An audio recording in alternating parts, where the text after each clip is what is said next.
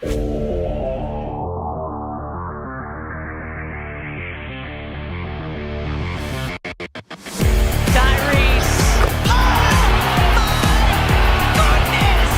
wide open Tobias Harris, and Tobias drills it!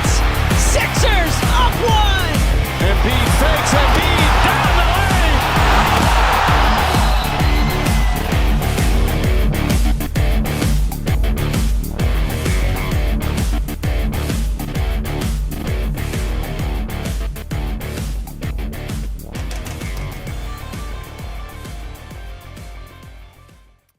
What is going on, guys, and welcome back to the Pick Swap Podcast. My name is Sean Barnard, as always, here with my guy James Birrane ahead of a busy weekend in the world of James Birrane. But we're here to talk about the Sixers today. It's been a, turbulent couple days in the Sixers world coming back off the All-Star break. I don't think anybody had too high of a hopes with the Joel Embiid circumstance and everything that's going down. But we do want to check in a little status report for a couple key members of the team. Tobias Harris, the stock has never been lower. Tyrese Maxey still giving me some reasons for hope. And we do have a Joel Embiid injury update to get into. So ready to dig into all of that. And James, I'm going to throw it to you right away. If I had said to you coming out of the All-Star break that they would beat the Cleveland Cavaliers and then lose to the Milwaukee Bucks and Boston Celtics, your reaction would be what? Sure. I guess. I don't know. It's an interesting thing that they have the Cavs number both at home and on the road, which is nice. They're frauds.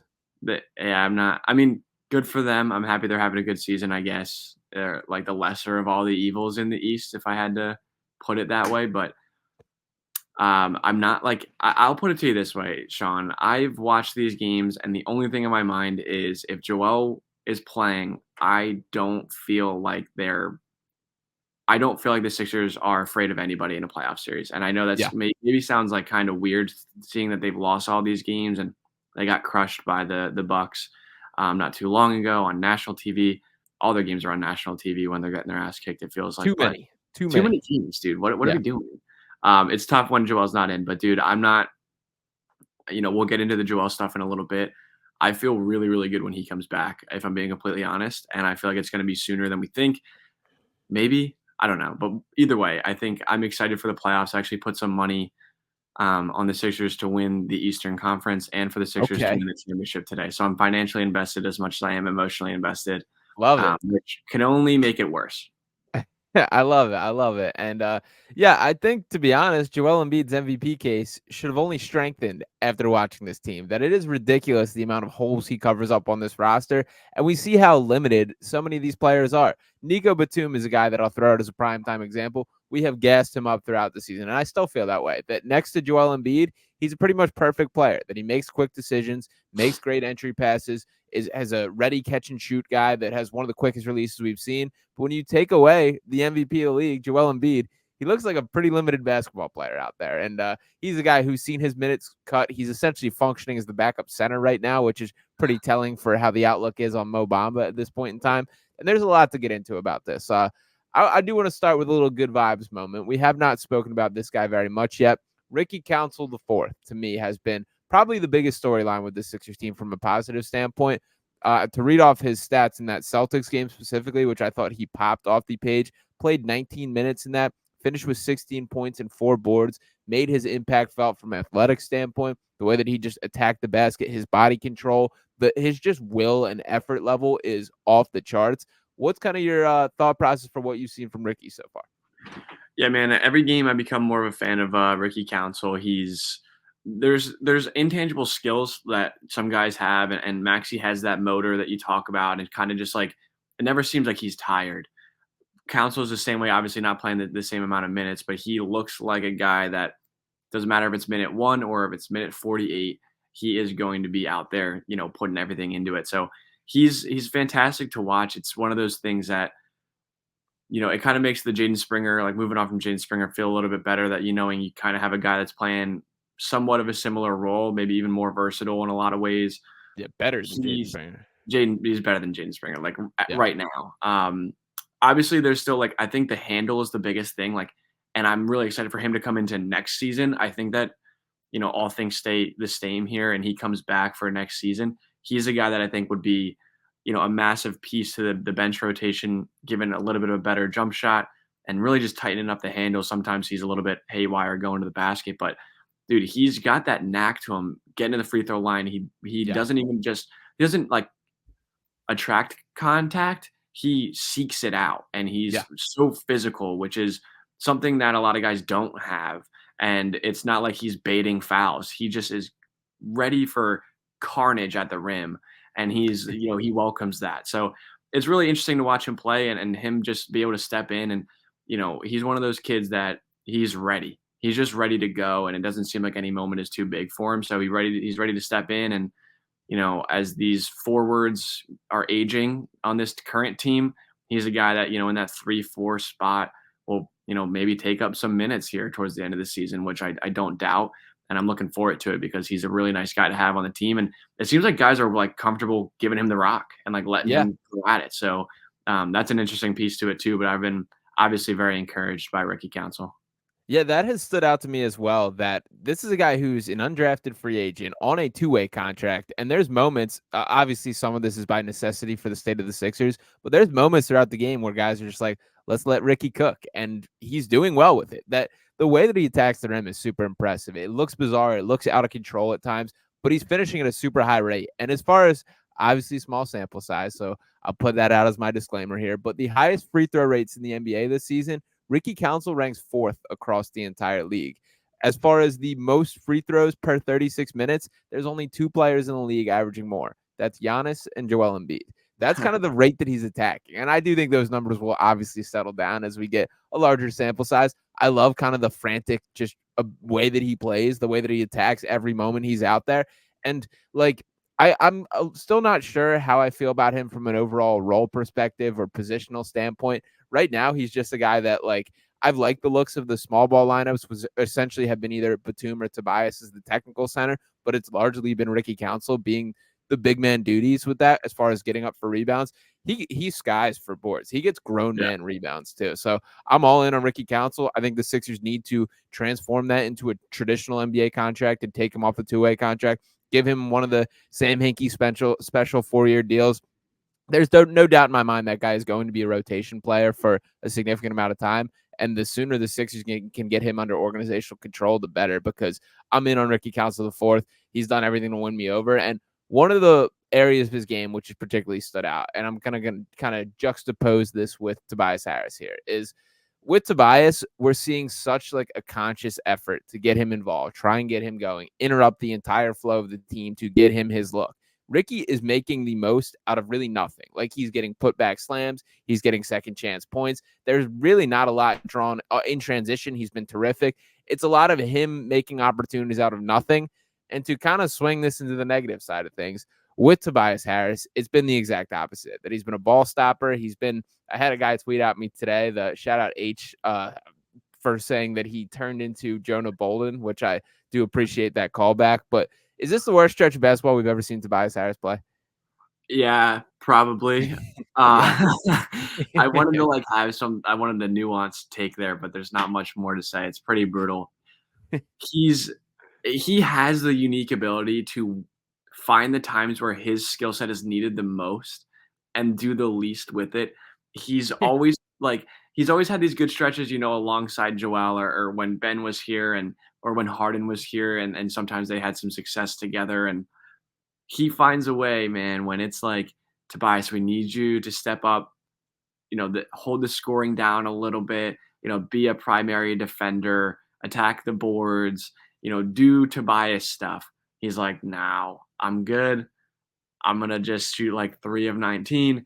I think the most frustrating part of it is, at least recently, is the lack of hustle from him. The honestly, like, the adherence to even thinking about rebounding or getting on the floor. I know the charge stat is always brought up about how he has never taken a charge, and zero charges, which is like, I honestly, like, it's hard to do, to not draw. They accidentally happen all the time. All the time. Like, you find yourself under the basket and you're like, oh, your only option is to take the charge. It's honestly, like, it's disheartening, because I thought at the minimum Tobias would at least be earnest and like have some heart on him, but he does not right now. And that's frustrating, because they really need to win these games. They're in an actual race right now to avoid the play-in with like 3 or 4 teams. They need him, and he is just nowhere to be found, and that's really frustrating. I feel personally offended by the effort level Yeah. that Tobias Harris is putting Yeah. out on the floor. And I don't know what more he needs. That, like, obviously Joel Embiid's out. Obviously, this is a guy on a contract year, finally at the expiration of that 15-year contract the Sixers inked him to, it feels like. And then you just look at like him going through the motions out there and him having zero interest in rebounding. And it is insane for a team that already had rebounding issues to lose Joel Embiid, and then for Tobias seemingly not to care about that. And I do think, like, in his jar of hearts, he wants to be good. Obviously, I don't think he's point shaving, even though it's looked like it for points of time. But like with Tobias, again, I circle back to, like, I don't get the defining quality. There's no specific skill set that this team needs. And when he's playing bad, I feel like it hurts this team more so than anybody. Obviously, because they're so reliant on him. I guess the only kind of counterpoint to it is, where do you go from here? Like, what's the other options? I thought it was notable in that Celtics game that Nick Nurse pulled him out like 3 minutes into that third quarter, and he really sat kind of during the meat of that when the game was being decided. The Celtics ultimately pulled away, and Tobias checked back in towards the end of the third quarter, but that was a little different from the normal substitution pattern. What do you think Nick Nurse's level of leash with Tobias Harris currently is?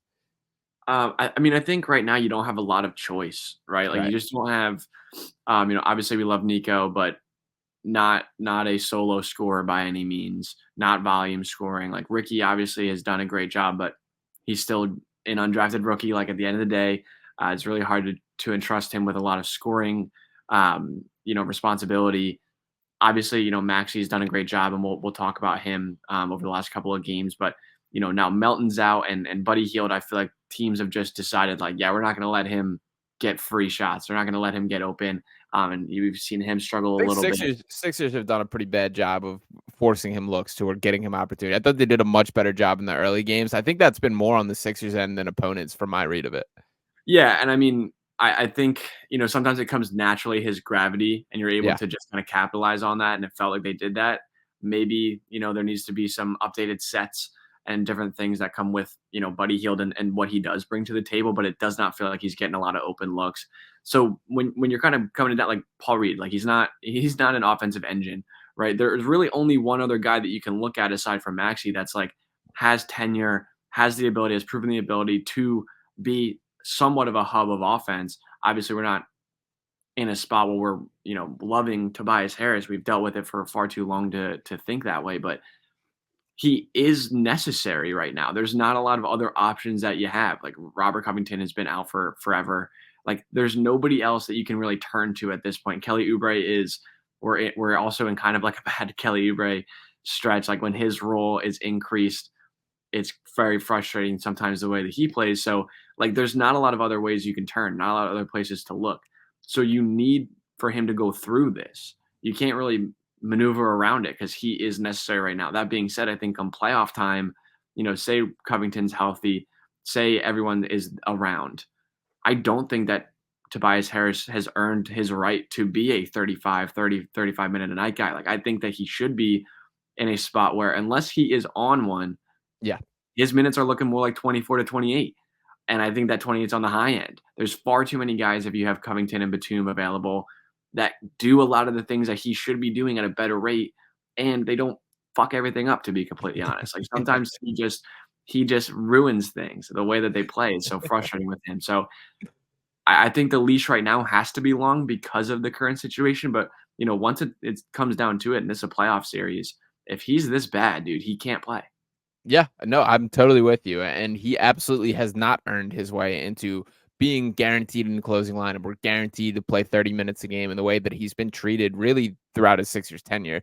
He's absolutely played far better than he has right now. And I do think that there's a mental component to this that I think that you can make the argument that it would only make things worse by pulling him right now, specifically while they're shorthanded. And frankly, it's kind of one of those things where Tobias just has to play his way out of this. You got to sit and wait. And you did mention Kelly Oubre there. I'll say, like, watching this version of Tobias Harris has made me appreciate Kelly Oubre more. Is Kelly frustrating? Is he make poor decisions? Does he lead the league in missed dunks by has to be like a massive margin? All absolutely true. But at least I see effort on an every single play basis with Kelly Oubre. That dude tries every single night, and I'll live with the growing pains because of that. And again, the Tobias Harris scene has made that so obvious to me. And by the way, I saw a little bit floating out there for some Trey Turner treatment for Tobias Harris, a little bit of that on the timeline. Here's the difference is with Trey Turner, there's still this guy that you knew to be this super high level baseball player that you're hoping can get back to that. He played better after it. I wouldn't say he still reached the expectations for that.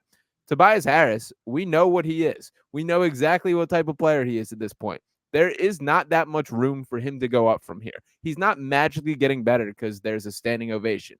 Sure, maybe he marginally improves himself and figures out how to hit a 10-footer again. But like, this is just a very different situation from that. And I think I just treat him like a normal basketball player, man. He'll find his way out of this, but that would be absolutely insane to me. Yeah, we can just move on for that. I don't even really feel like we have to entertain that, to be honest. But he will, like, we've talked about this before. Like, there's this, he is a roller coaster of a player that always finds the median of just like being fine. He will just be fine. Like, maybe he comes back from this horrible stretch with like a pretty good stretch, but he's going to come back to just being fine. And like, at the end of the day, again, like, well, I think the frustrating part for me about all of this is like being on Twitter, seeing the way people react to this stuff. Being completely honest, nothing matters until Joel's on the floor. Until he is fully ready to go and they're in a series, like, unless Joel is on the floor, nothing else matters. Tobias will be a fine, being completely honest, like, fine role player. He'll be a fine role player that gets paid way too much, but that's what he's going to be. And they have $40 million. But like, it's the last potentially 25, 30 games of Tobias Harris. It has to be. It has to be. It has to be. It has to be. There's really if it's like a minimum signing, I still want no part of it. I've reached the point. It's not even like overpaid. It's like I straight up don't think he can be on a championship team. I just don't think he's built for it. I don't even care to get into the semantics of it. I don't want him around anymore. Like, and that sucks to say. That like hurts to say out loud. But like, I just can't. I can't go play for the Pistons, man, please. And, dude, honestly, anywhere. Like, anywhere. Go have fun. I don't know where's Tobias from? It's a good question. Yeah. I mean, he can play. He can play any. I would love it if he joins the Knicks, man. Go play for the Heat. Go play for the Celtics, bro. Let's make that happen. He should play for the Nets. That's where he belongs. Yeah, that I can see that. That's where he is. He just like people would just forget that he exists on the Nets. They aren't a real team. We forget he exists on the Sixers, man. True. Anyway, what I'm trying to say at the end of the day is he will be fine on this team as, playing the minutes that he does. At some points, like when they were playing really well, some of those little minutes where he was coming in and being an offensive, like they're running plays for him at times. I remember specifically that Denver Nuggets game at home. They went to him early in that fourth quarter, and in vacuum situations where it's like, hey, this is what we need you to do. You have a very defined 6-minute role. He can do that, and that's all they're going to ask of him once the time comes where Joel is there. They're going to have a lot of other options and a lot of other guys that can, help this team. So I try not to get too worked up about it. It's incredibly frustrating. He might be the most frustrating player I've ever. Ben was here for a while, but yeah.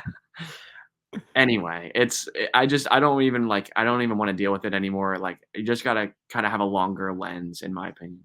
Yeah. All right, let's jump to one more positive before we shift towards the injury stuff and outlook stuff. Tyrese Maxey, dude. I continue to be impressed by that guy. And I'll speak to the Celtics performance specifically here. To me, this is notable for a couple different reasons. For starters, that he's really struggled against the Celtics throughout his career. That has been a team with the length, with the amount of really good defenders that the team has. They've done a really tough job of guarding Tyrese Maxey. I thought in that loss on Tuesday, obviously the wheels came off in the second half and the Celtics ended up in a pretty convincing win, an 18-point victory, 117-99 was the final. That first half, Tyrese Maxey looked like the best player on the floor, and that includes Jason Tatum. That includes Jaylen Brown, Derek White, Kristaps Porzingis. It was Tyrese Maxey was running that entire game. He finished this matchup in 37 minutes with 32 points, 5 assists, 3 rebounds, shot 12 of 24 from the field, also had 2 steals and a block.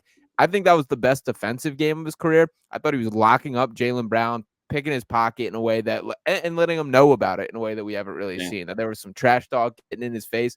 I could not be happier from what I'm seeing from Tyrese Maxey. And I know it's not something that's going to equate to winning a lot of games or really be sustainable, but it's very cool to see him be the number one guy and go through these growing pains right now.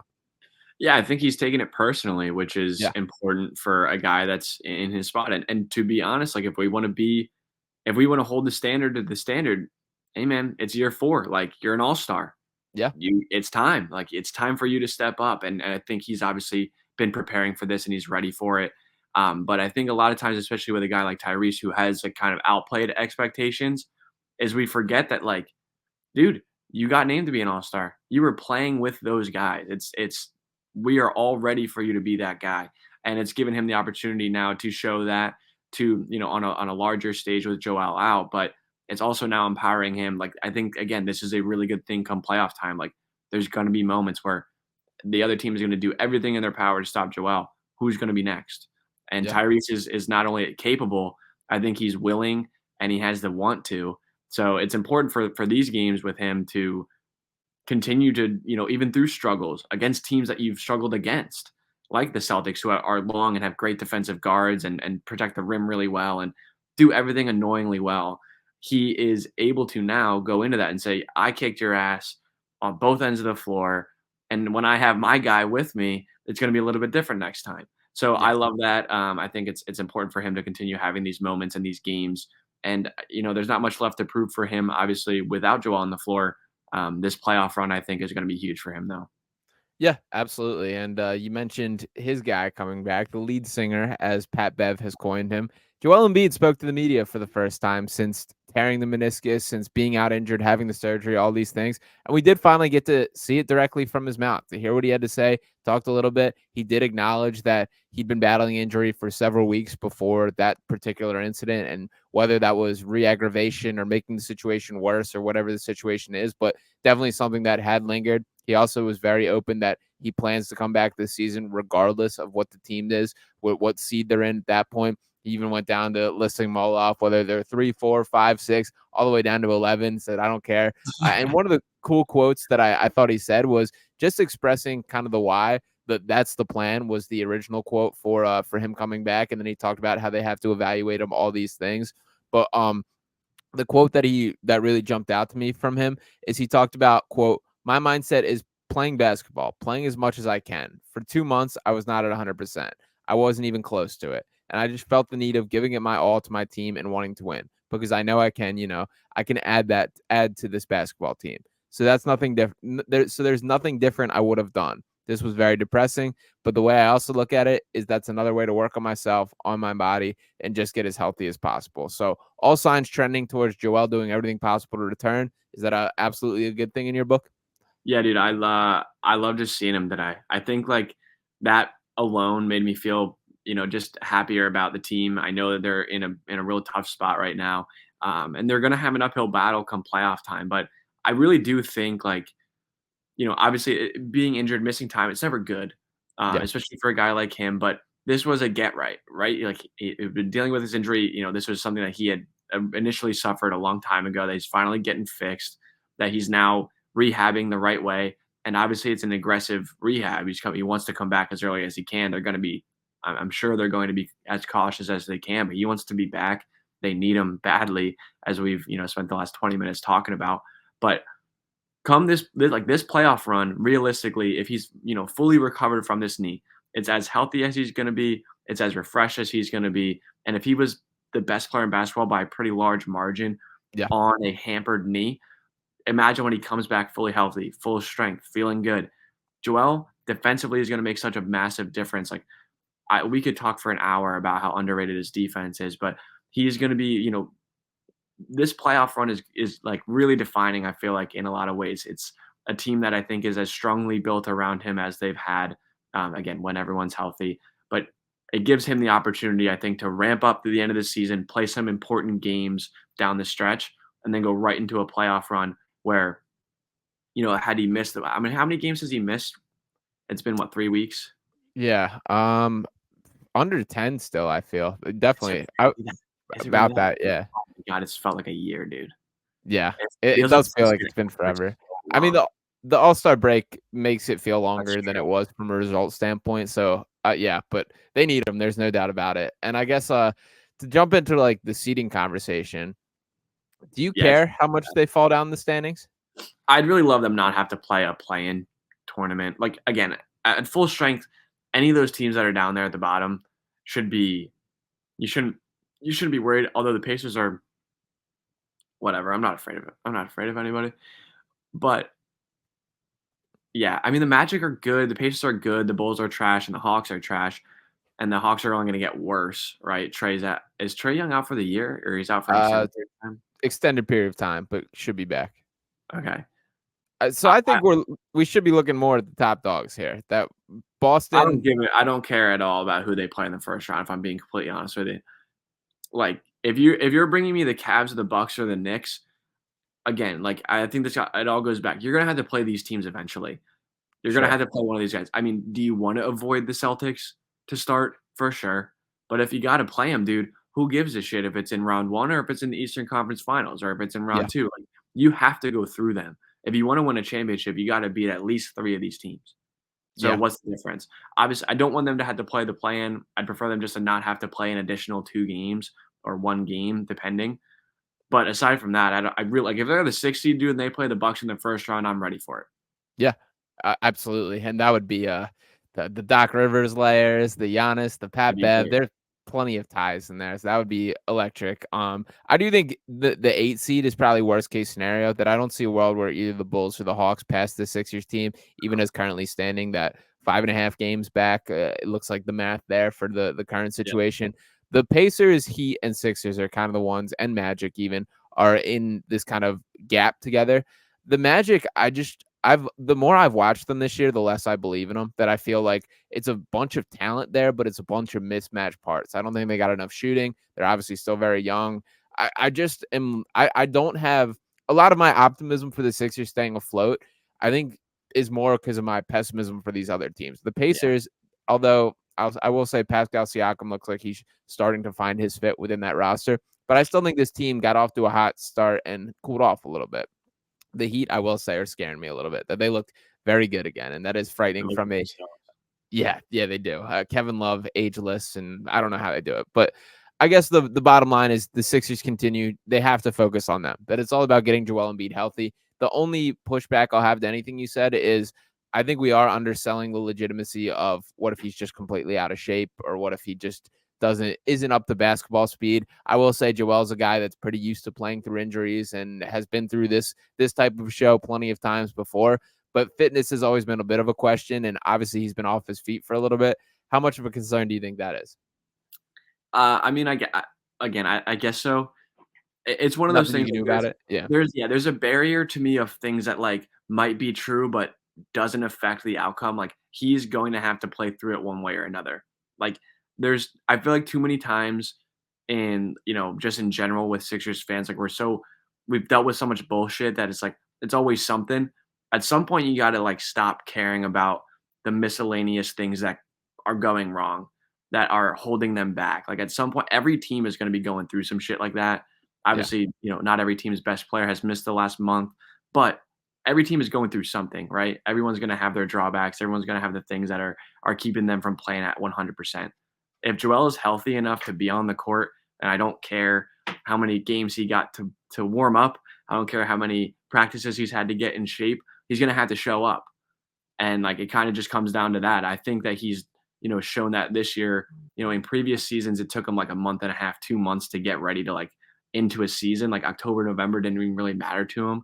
But he's got to be ready to come back into this late March and play 10 to 15 games that really matter in terms of seeding, and then go right into a playoff. Like that's got to be his mindset, which is like he gets 10 to 15 games in. How many games are in April? 7. Let me pull up. I mean, right now we're late March. Yeah, we're 58 games in right now. So that's talking about 24 left in the season. Nah, he's not getting 15. Not 15, maybe 10. I'm thinking like 3, man. I'm thinking like they've got 3 home games to close out. That's kind of what I'm expecting. Really? That late? I mean, yeah. It's March 1st now. So we got the surgery on February 6th. There's supposed to be a reevaluation period after 4 weeks, which would be next week, and they were open about that today. 10 weeks would push it, or 8 weeks would push it until April 6th, which would be 2 weeks left in the season. They're saying they want him back, like, on the court playing basketball late March. Yeah. Yeah, so that would be ahead of the 8 weeks. That would be probably more in that 6-week territory. I don't know. Either way, yeah. either way. He's also going to be, like, hopefully, in these last 2 weeks of rehab to get to playing in late March or very early April, like, he has to ramp up. He's gotta play. Like, obviously, game speed is a little bit different. He's also been in the league for, 8 years now? Like, he knows game speed. He's a guy that can just come in and play. He's playing at his own pace anyway. So, I'm not gonna allow myself to worry about it because he can't be concerned about it. So and I don't think Nick Nurse is not Doc Rivers where it's like, "Well, if I'm not a doctor." Yeah. He's Nick Nurse. He's gonna be like, "I don't care." Like, he's gotta play. So, I think that's good, and dude, I've loved what I've seen from Kyle Lowry. I'm really loving what obviously Buddy Hield, like, they have a chance now to, like, they got more layers than they've ever had. I don't know if this is the most talented roster they've ever had, but depth-wise and layer-wise, they're as deep as they've ever been. And form fitted around Joel for sure. Exactly, and you see that when he's out, they suck. Yeah. Like, because and Paul Reed is getting all these minutes, dude. He's gonna be playing 12 minutes a night, maybe. Like, and that's gonna be great for him. He's gonna come in, change a pace, do a couple of things different. Like, I like what they have going on. It just sucks because the main piece is not there, obviously. Yeah, and Paul Reed's been good, so shout out Paul Reed. Yeah, all right, two more quick injury things. D'Anthony Melton totally sucks, man. Yeah. He had the back injury last year. He missed 18 consecutive games with a back injury this year. The Sixers were very public about it not being related to last year's back injury. Returns for 3 games, was pulled after 8 minutes in the Celtics matchup. He re-injured the back injury. He is out for the foreseeable future with no timeline at this point. Absolutely sucks. Your thoughts? Yeah, man, I feel bad for him. He's been, in the games that he's played, he's been so good, and he's a really necessary skill set for this team. I feel also for him, this is a contract year for him, so he's missing out on a major portion of a season where it could define his next 5 years, basically.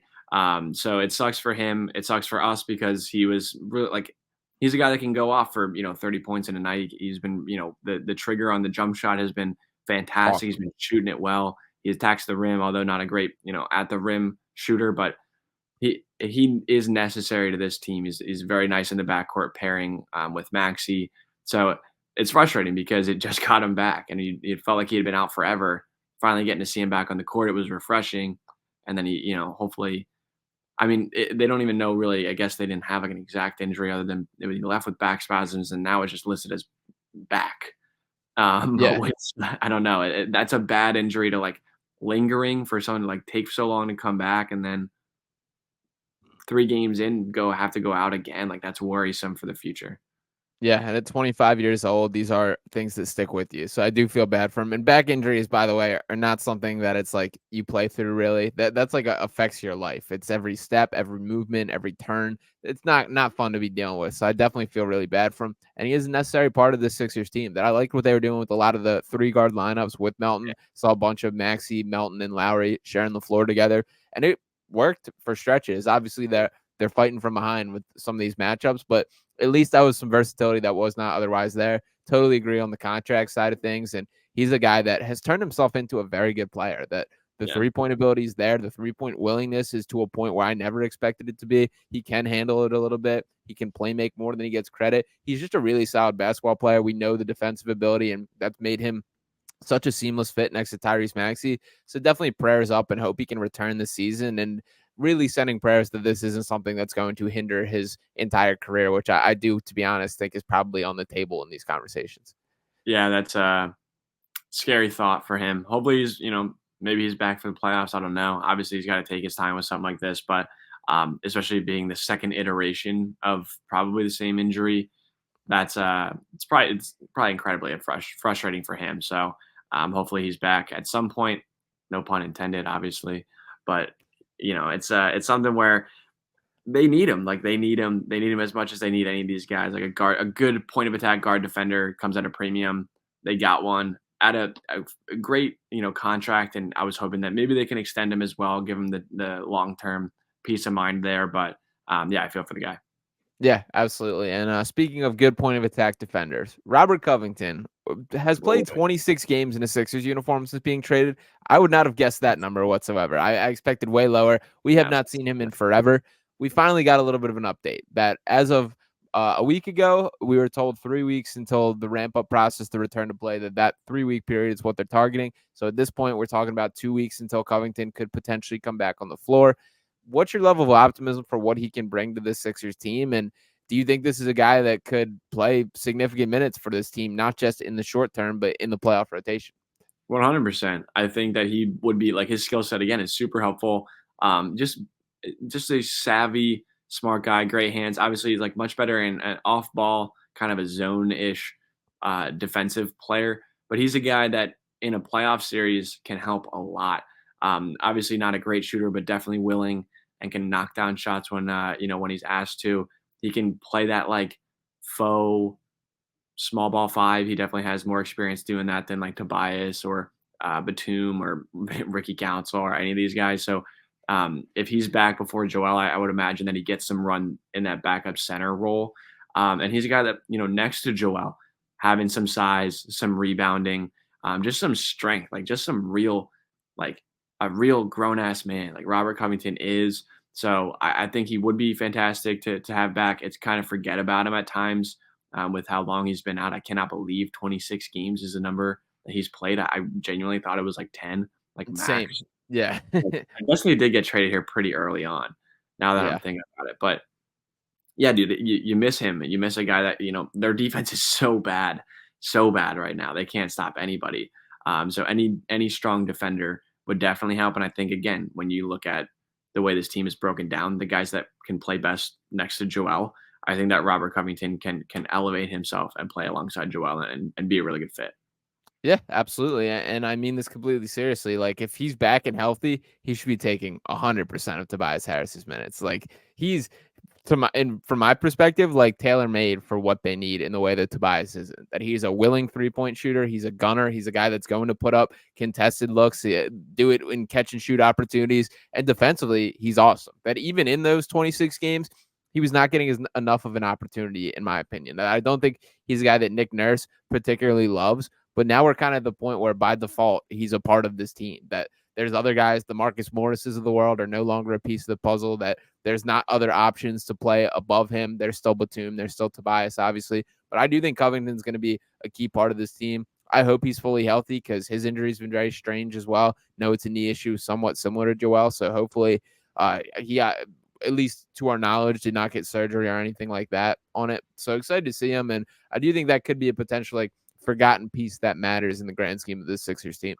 Yeah, absolutely. He's another guy. Like when you look at having wings that can play, he's definitely a useful defensive wing, and every team needs those, especially in the playoffs. You look at the other teams that the Sixers are going to have to play in the postseason. Boston, Milwaukee, Miami. You need guys that can rotate and play defense on the other wings. So any guy that you can bring in, obviously, it's been a while since he's played, but love to have him back. I'm calling it right now. Robert Covington is going to lock up Jason Tatum for one game in the playoffs. Yeah. That there's going to be one game that's going to be the Robert Covington game where Tatum shoots 1 for 17 from the field. It'd be poetic, dude, for a processor like Rocco to help them win a playoff game. It'd be fantastic.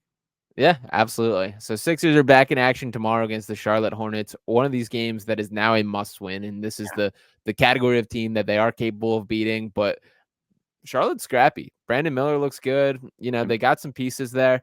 Think they get it done tomorrow? Yeah, I think that they do. I think that they're going to lock in. It's also been a tough stretch. If we're being completely honest, they've looked terrible, but Milwaukee, Boston, New York twice, they've had teams that are good. Cleveland, obviously, as well. Yeah, 4 best teams in the East.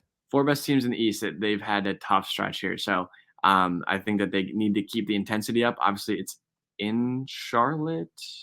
Question mark? I thought it was home. I think it's home. Maybe it is home. Great. Go get a win at home against one of the bad teams in the East.